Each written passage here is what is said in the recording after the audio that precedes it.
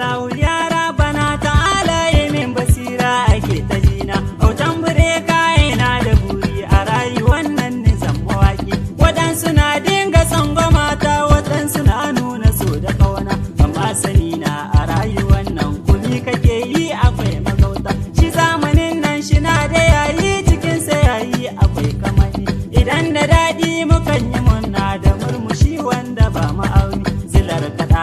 uba ga zara akan ya sanyi a manarani shi ne macecin musayibul andi ya rasulu kamin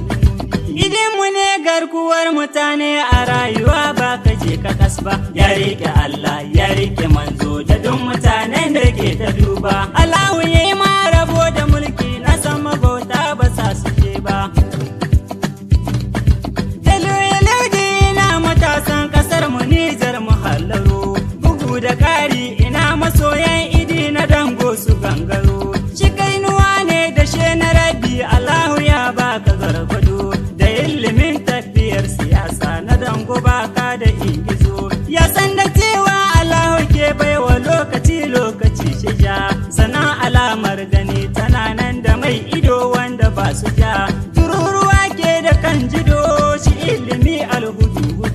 hawainiya ba ta hanzari amma tana sa maza gudu ruwa a watsa ko a barku a rayuwa ku kuke da rana shina da shaida akan manoma ya san su kota da garsama ni jalla kai kariya ga idi duwan salati da shugabanmu na Aisha cikar kalama da duniya ke ta ambato mai gaskiya shi cike da koyin su sahibul anbiya rasul halin kashi ya zamin na jari na dankuna san kana da sa'a zina ba ka zarce masu reni sai dai kana raba gardama mu dan jira lokaci masoya da taimakon ya ilahu sarki a gobe muke da nasara